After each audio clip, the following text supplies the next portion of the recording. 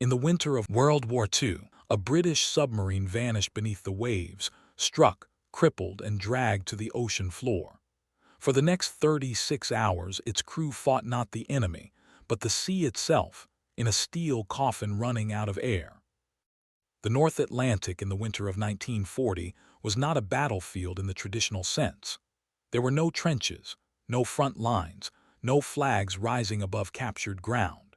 Instead, it was a vast, indifferent expanse of black water, a place where war unfolded in total darkness, beneath crushing pressure, inside steel cylinders barely wider than a railway carriage. For the men who served aboard Britain's submarines, it was one of the most unforgiving assignments of the early war. Their world was condensation dripping from every beam, the constant sting of diesel fumes in the lungs, and the knowledge that nearly 40% of Allied submariners would not survive the conflict. Aboard HMS Resolute, a composite drawn from the design and operational profile of boats like the HMS Trident, the crew assembled quietly as orders were passed along the cramped corridors. Her veterans were already marked by the strain of earlier patrols. Sunken eyes, hollow cheeks, movements eased by routine but hardened by experience. Beside them stood young sailors, many barely 20, still adjusting to life inside what sailors half-jokingly called a metal coffin with a periscope. Their commander, a lieutenant commander shaped by the brutal submarine actions of the Norwegian campaign, briefed them on what awaited. Britain was entering what Winston Churchill called its darkest hour. France had fallen. The Luftwaffe hammered British cities nightly, and in the Atlantic, German U-boats were strangling supply lines, sending merchant ships to the bottom faster than Britain could replace them. Every submarine now mattered.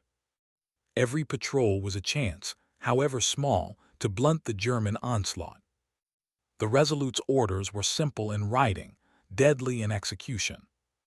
Patrol the Norwegian Sea, intercept German troop transports and supply convoys, avoid surface action at all costs, strike silently, survive if possible. They slipped out of the Clyde under a moonless sky, engines thumping as the coastline disappeared behind them. Once they reached deep water, the familiar rhythm of patrol life began. Long hours submerged, batteries draining, brief surfacings to recharge under the cloak of night, the constant listening, always listening, for the faint propeller signatures of enemy vessels. Then one morning the calm broke. The hydrophone operator stiffened. A contact faint at first, then unmistakable. A convoy. The crew moved with controlled urgency, diving to periscope depth, trimming the boat, lining up the firing solution. Through the misted eyepiece of the periscope, the commander spotted the outline of a German escort destroyer cutting ahead of the convoy like a wolf shepherding a flock. The Resolute pursued, threading silently between thermal layers. But the destroyer's hydrophones caught something, perhaps a stray echo, perhaps pure chance. The escort swung hard to starboard. Moments later, the first depth charges thundered into the sea. The submarine lurched as the explosions shook the hull. Lights flickered. Men braced against the bulkheads as wrenches and mugs clattered to the deck. The commander ordered a crash dive deeper, then deeper still, past the boat's rated limit. The hull groaned like a living thing under strain. Then came the blast that mattered. A depth charge detonated close enough to rupture the forward ballast tanks. Water surged in. The bow dipped. And the Resolute, her alarms wailing, began an uncontrolled descent into the black, freezing depths of the Norwegian Sea. The descent should have ended in destruction. A submarine built to endure pressure, but only to a point, plunging well below its safety limit with ruptured ballast tanks was, by every law of physics and experience, a doomed vessel. Yet when the Resolute struck the seabed, it did not break apart. It hit hard, metal screaming, steel frames twisting, lights strobing wildly, but it did not die. The impact came with a violence no one aboard would ever forget. Men were hurled from bunks, smashed into pipes, lockers, and bulkheads. Wrenches and tools became airborne, clattering through the dark like shrapnel. Dust and silt, shaken loose from every surface, filled the air and mixed with fumes from cracked battery casings. For a few long seconds, the compartment lights flickered like candles in a storm, then steadied into a dim, unhealthy glow. They had landed on the seabed, alive, but barely. Salt water sprayed from ruptured joints as pressure forced its way in. One pipe burst with a deafening crack. Another groaned, bulging dangerously. Damage control parties moved instinctively. Training took over where terror threatened to paralyze thought. Watertight bulkheads slammed shut with echoing thuds, sealing off compartments and trapping rising seawater in the stern. One section was already flooding, uninhabitable.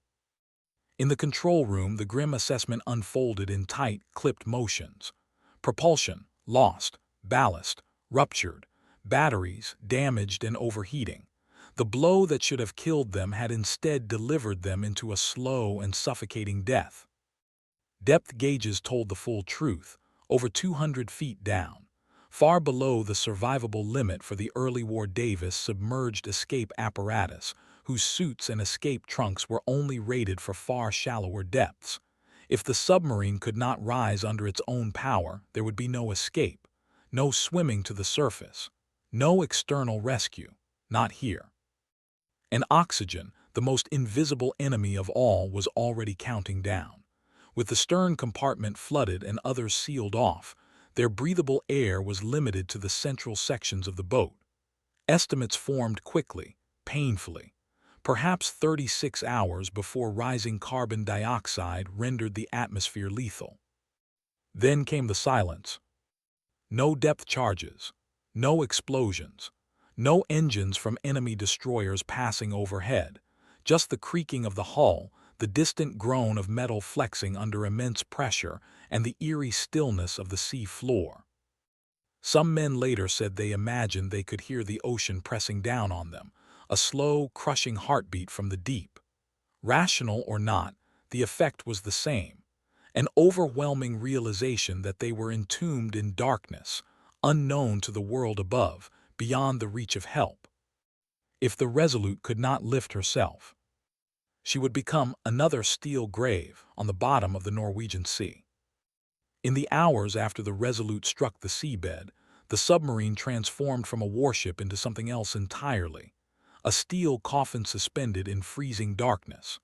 The men inside now faced enemies that no torpedo or depth charge could match: cold, pressure, and the slow, suffocating rise of carbon dioxide. With batteries cracked and power draining rapidly, the lights dimmed to a sickly amber glow.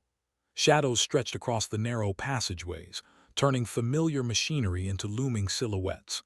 Every compartment felt smaller, every corner tightening as if the sea itself were pressing inward. The temperature dropped steadily. Metal bulkheads leached heat like ice blocks, and the men's breath fogged in the air before dripping back down as droplets from the ceiling. Condensation became a constant, rhythmic tapping, a kind of metallic rainfall that soaked uniforms and blankets, making the cold burrow deep into bone. The submarine's atmosphere system worked furiously, but the earlier impact had destroyed part of the chemical tanks that held soda lime, the compound that normally absorbed carbon dioxide. It was the one part of a submarine's life support system that simply could not fail, and now it had.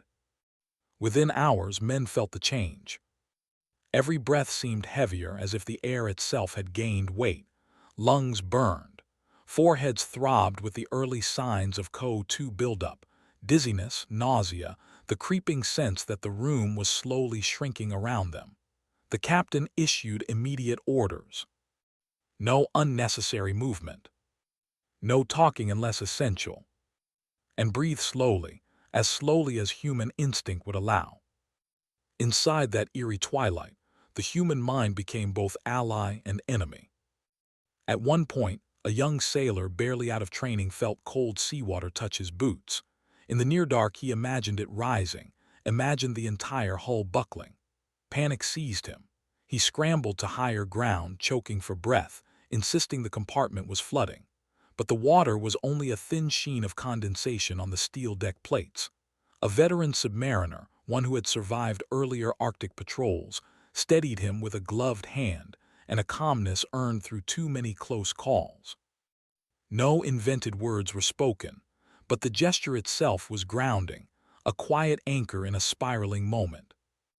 Elsewhere, damage control teams tried once again to revive the crippled pumps, but when they opened the storage lockers, their hope evaporated. Most of the spare parts had been crushed on impact. Bent metal, snapped valves, nothing left to salvage. The captain convened his senior petty officers in the control room. Even speaking softly seemed to use precious air. There was only one option left, and it bordered on desperate. They could try to blow the remaining compressed air through the ballast tanks, forcing the submarine upward. It was the very last reserve, meant only for emergencies. And in 1940, crews knew the risks well. A sudden air blast could rupture weakened hull plates, burst internal piping, or simply fail, leaving the boat stranded even lower than before. But doing nothing meant certain death. So the plan was set. Men took their stations in the dim, freezing shadows. Fingers hovered over valves that could save them, or kill them faster than the sea could manage alone. The Resolute, battered and half-blind, was about to gamble its last breath against the weight of the ocean above.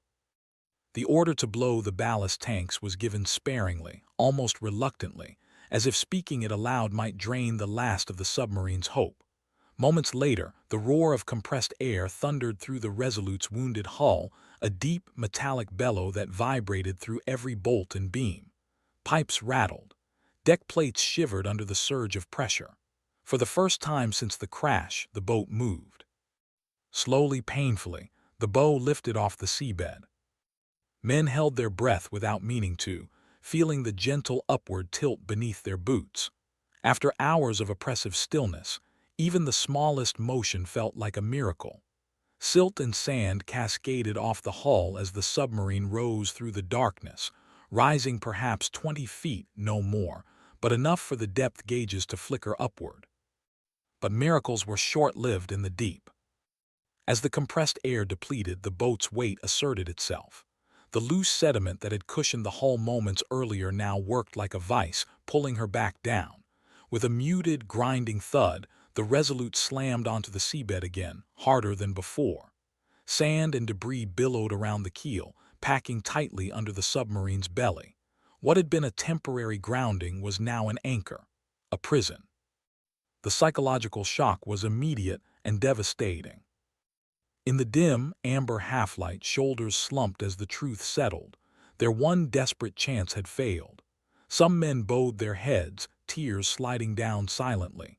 Others closed their eyes and prayed for rescue, for strength, for a death quicker than carbon dioxide. A few simply stared ahead, stunned into a hollow stillness. And the air was growing worse by the minute. The spike in CO2 hit like a wave. Headaches sharpened into stabbing pain. Ears rang. Muscles trembled. Breathing became labor, as if the atmosphere itself had thickened into damp cloth. The damaged soda-lime canisters could no longer keep up. Every exhaled breath was now a slow poison, filling the submarine with an invisible fog that no fan could disperse.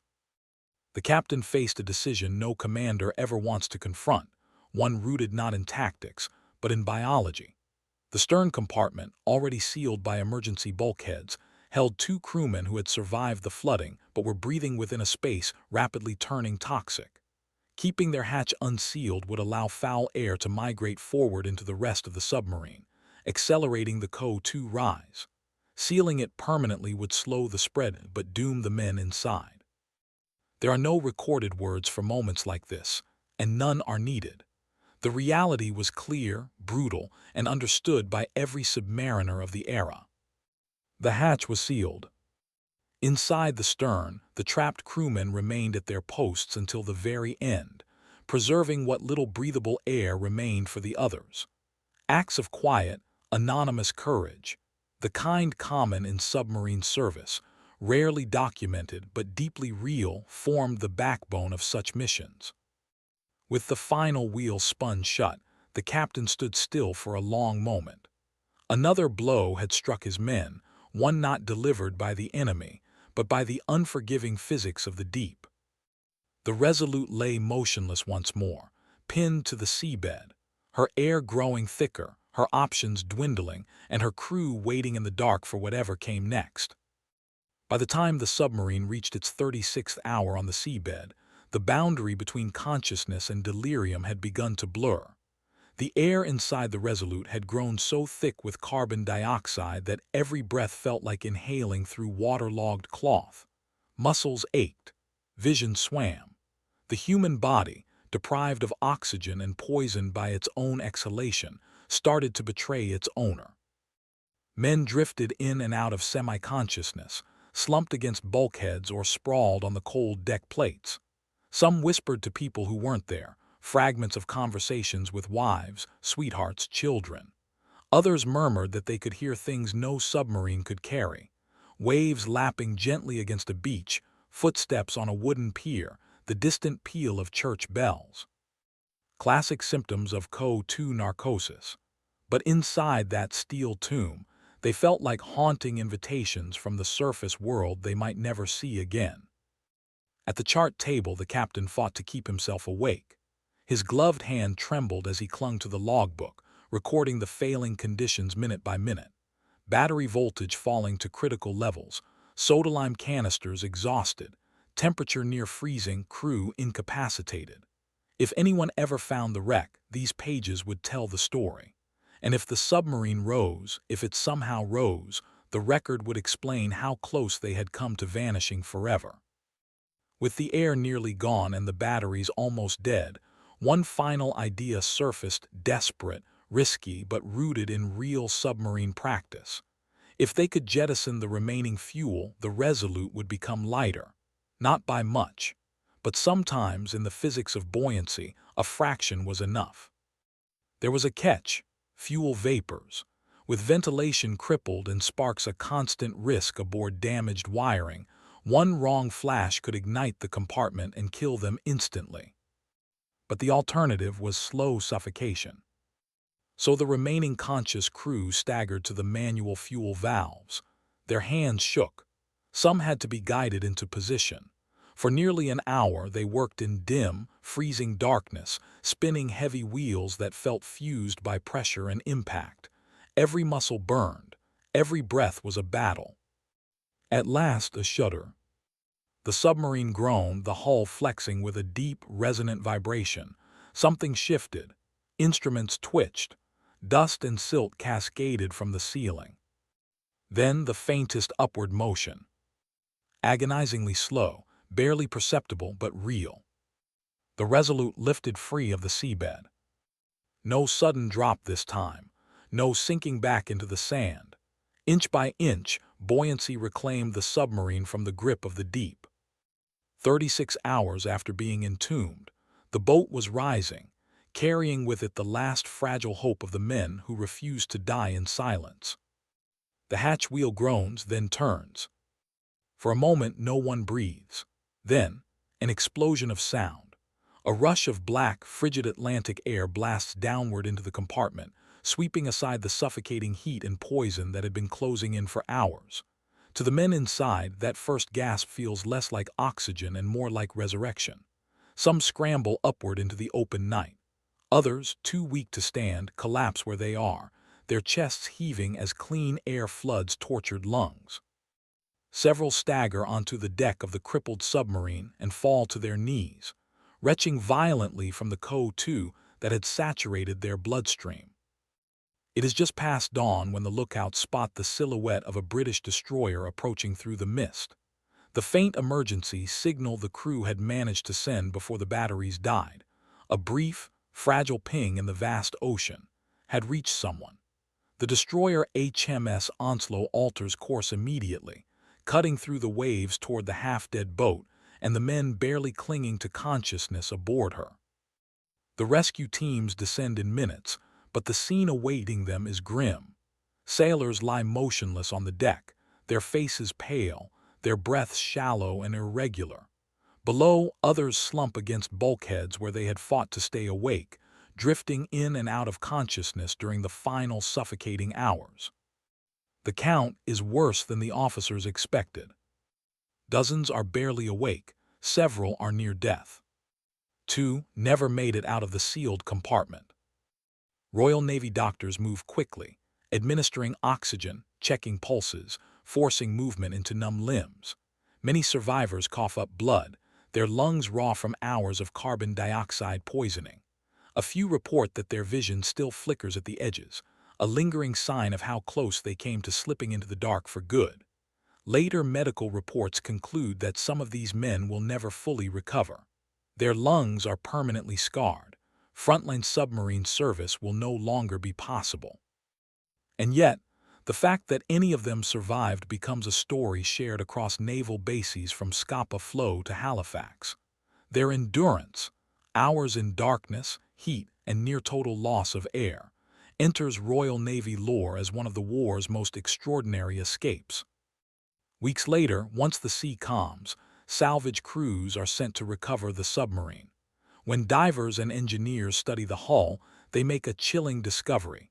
The steel plating was warped inward, buckled in places where water pressure had begun to overcome it. By their calculations, the submarine had been only minutes from catastrophic implosion. The men who escaped that fate never forget the sound, or the silence that came before it. In the months that follow their rescue, the story of the submarine's survival travels far beyond the dockyards where the crew is first brought ashore.